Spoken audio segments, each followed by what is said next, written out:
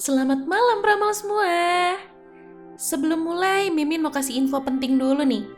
Buat yang belum tahu, kita mau pindah ke channel baru. Kalian bisa ketik @radiomalam strip part 2 di kolom pencarian. Hurufnya gede semua ya. Kalau kurang jelas, info lengkapnya ada di post channel kita kok. Bisa cek di sana.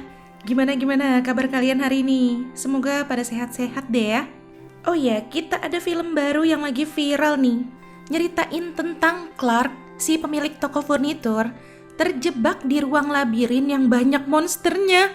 Yaps, film Backrooms. Pasti sebagian besar dari kalian udah gak asing kan denger kata yang satu ini? Oke, sebelum lanjut ke alur cerita lengkapnya, boleh dong klik tombol subscribe-nya dulu. Gratis kok. Kalau udah, yuk langsung aja kita ke alur ceritanya. Di pembukaan sini nih, menampilkan sebuah rekaman dari bulan Juni tahun 1990. Naren Warren, peneliti dari Essing Research Institute, kepisah dari kelompoknya. Dan dia nyasar ke ruang kosong yang banyak lorong-lorongnya, semacam labirin gitu. Ini dia lagi nyoba ngubungin rekan-rekannya. Tiba-tiba ada suara. Pas dia cek, ada yang lempar burung. Tapi masih hidup kok itu burungnya. Dia masih penasaran, mau ngecek lagi.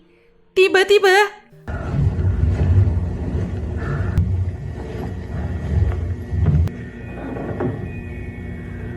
apa itu yang nongol di ujung? Dia buru-buru kabur, nyari jalan keluar, gak ketemu-ketemu. Sampai akhirnya kamera terjatuh dan the end. Sejak saat itu, para ilmuwan Essing nyebut ruangan aneh itu sebagai backrooms, ruang ekstra dimensi gitu. Scene pindah nih, ada Mary Klein, seorang terapis. Tapi, dia sendiri pun lagi dalam proses buat nyembuhin diri dari traumanya. Rumah masa kecilnya kena gusur, mau dijadiin apartemen. Ibunya dirawat di rumah sakit jiwa karena menderita agorafobia. Gimana gak stres coba? Di saat yang sama, ada Clark, seorang arsitek yang gagal sekaligus pemilik toko furnitur yang lagi terpuruk bisnisnya. Dia jadi kecanduan alkohol, pernikahannya juga jadi berantakan. Dan belakangan ini dia ngerasa mentalnya udah mulai kena. Ya udah, akhirnya dia mutusin mau konsultasi sama terapis. Dan kebetulan itu si Mary. Ini dia abis manggil tukang buat ngecekin meteran listrik di tokonya. Karena belakangan ini kalau malam tuh lampu-lampunya suka kedip-kedip sendiri gitu. Tapi kata si tukangnya, aman meterannya. Ya udah, coba dicek sikring-sikringnya. Ada sikring yang aneh, warna merah, dan diagonal gitu posisinya. Coba dinyalain tuh, tapi nggak ada yang berubah, nggak ada lampu yang nyala atau mati. Kata si tukang, kalau diperhatiin nggak ada arus listrik yang lewatin sirkuit sikring merah itu. Malam harinya, pas si Clark lagi nonton, tiba-tiba TV-nya mati. Nggak lama, semua lampu nyala sendiri. Terus kedip-kedip gitu, sampai akhirnya pada mati dengan sendirinya lagi. Malam besok harinya pun masih sama. Kesel tuh si Clark. Dia ngecek sikringnya lagi. Tapi anehnya, sikring yang warna hitam pada nggak berfungsi. Pas dia coba yang merah, malah mati tuh semua. Dalam keadaan gelap, dia lihat di dinding kayak ada celah. Dan ada sinar gitu dari dalamnya. Pas dia deketin, nembus itu. Masuk ke dalam backrooms, kayak yang di awal tadi. Dia nyoba nembus dindingnya lagi buat balik. Dan ternyata bisa. Karena penasaran, dia balik lagi ke backrooms itu. Mau nyoba ngecek-ngecek. Sampailah dia di sebuah ruangan yang ada kamera pengawasnya. Lagi ngecek-ngecek sekitar, dia nemuin tas tuh di balik dindingnya. Ternyata itu punya si Naren, ilmuwan yang tadi itu loh. Dia penasaran, masuk deh tuh ke dalam lorong yang ada di balik dinding itu. Nembuslah dia ke ruangan yang lebih aneh lagi. Pada nancep miring-miring gitu barang-barangnya. Di situ ada lubang tapi isinya penuh kursi-kursi. Pas dia lagi ngecek lubangnya, tiba-tiba ada yang siul.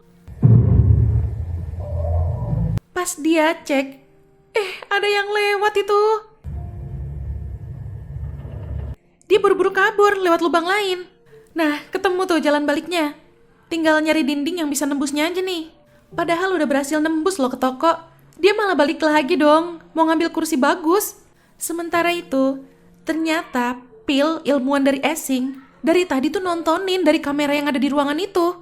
Di sesi pertemuan yang berikutnya, Clark ngasih tahu Mary tentang backrooms itu. Sampai dia gambarin tuh denahnya, Tapi baru yang dia berhasil jelajahin aja. Si Mary nangkepinnya skeptis, nggak bisa langsung percaya gitu aja. Ya udah tuh, Clark ngajak Cat, asisten manajernya, plus Bobby, pacarnya si Cat, buat bantuin dia ngerekam backrooms-nya, biar si Mary percaya sama omongan dia. Oke, mereka udah berhasil masuk nih ke backrooms-nya. Walaupun awalnya kaget dulu ya ngelihat si Clark bisa nembus dinding. Di sini ada koridor yang curam. Si Bobby disuruh turun ke sana buat ngerekam. Tapi sebelum itu dia diiketin tali dulu tuh ke kasur yang ada di situ, buat jaga-jaga aja. Begitu sampai ke bawah, cuma ada tumpukan pakaian kotor. Ada kilatan-kilatan sinar tuh. Bobby mau ngecek, tapi tali yang diiketin ke badannya udah mentok. Tiba-tiba, sesuatu dari dalam ruangan itu mau nyerang dia. Bobby buru-buru minta ditarik. Bobby berhasil balik nih. Tapi, talinya yang masih ngegantung ke bawah ditarik. Clark sama Cat kedorong kasur. Jadi jatuh juga mereka. Tapi sayangnya, mereka nggak sempet nyelamatin si Bobby. Keburu dibawa. Karena pintunya nggak bisa dibuka, Cat masih mau nyoba ngejar lewat jalan lain. Si Clark ngambil kameranya, terus ngejar si Cat. Tapi udah kehilangan jejak. Dia nelusurin ruangan-ruangan aneh yang ada di situ. Sampai di mana muncul nih makhluk anomali. Untungnya berhasil kabur tuh. Dia masuk ke ruangan yang mirip toilet. Tiba-tiba ada suara si Cat, minta dibukain gitu. Clark nggak tahu dari mana asal suaranya. Cat bilang dia ada di balik kaca. Dan dia bisa lihat si Clark. Tapi si Clark nih nggak bisa ngelihat dia. Waduh, ada yang ngambil kameranya loh itu. Cat juga lihat, langsung neriakin si Clark, nyuruh lihat ke belakang. Udah selang beberapa waktu kemudian nih, Mary nerima pesan suara dari si Clark. Clark ngasih tahu kalau dia udah di backrooms dan gak bakal balik lagi. Di sisi lain, Phil, si ilmuwan dari Essing itu, lagi nonton TV sama keluarganya. Pas banget dong ada iklan toko furnitur si Clark. Dia langsung kenalin. Karena waktu itu kan dia lihat si Clark kerekam di kamera yang ada di salah satu ruangan backroomsnya. Ini karena khawatir, Mary langsung datengin tuh tokonya si Clark. Dan dia nemuin dinding yang ditandain sama si Clark itu. Saking penasarannya, dia masuk. Dia jelajahin tuh, sampai di mana dia lihat satu dinding yang ada tulisan dan gambar-gambarnya. Itu kayaknya si Clark deh yang bikin. Soalnya kayak nyeritain apa yang dia alamin selama ini. Tiba-tiba Mary ngerasa kayak ada yang ngeliatin dia. Pas dia nengok, bener ada yang ngumpet. Mary nyoba manggil, siapa tahu itu Clark. Dan langsung keluar tuh, bener si Clark. Clark ngomong gak jelas. Mary jadi bingung. Ada suara apa itu? Si Clark pelan-pelan ngedeket ke Mary, sambil nyoba nenangin gitu. Tapi tiba-tiba sadar-sadar Mary udah diikat di kursi, di sebuah ruangan yang mirip ruang makan. Selain dia sama Clark, ada 3 manusia tiruan yang cacat. Salah satunya kopian dari istrinya Clark. Kata si Clark, semua yang ada di sini terbentuk dari distorsi ingatan dari yang aslinya. Dia jadi lebih suka di sini karena semuanya nggak nyata. Dia bisa berbuat semaunya. Udah gitu ya, dia nggak sengaja ngebuka lemari esnya. Di situ ada penggalan kepalanya si Cat. Wah, gelo. Ini sih udah makin sakit nih si Clark. Di sini si Clark minta satu hal. Mary harus bilang kalau yang dia lakuin dulu itu ke istrinya nggak salah. Dia kayak minta validasi gitu. Nah, udah tuh, dia langsung ngebuat seakan mereka lagi ngulang sesi terapi yang pertama. Selama lagi ngulangin reka adegannya, dari pusat permasalahannya dia itu, si Mary dijadiin seakan-akan istrinya. Karena udah kesel banget, akhirnya si Mary marah. Dia bilang ke si Clark, kalau yang bikin istrinya pergi itu bukan karena dia kecanduan alkohol, tapi karena si Clark nggak mampu buat bertanggung jawab atas kegagalannya. Clark langsung sadar. Dia jadi sedih dan menyesal juga. Akhirnya dibukain tuh iketannya. Lah, itu kopian istrinya si Clark tiba-tiba lari dong. Taunya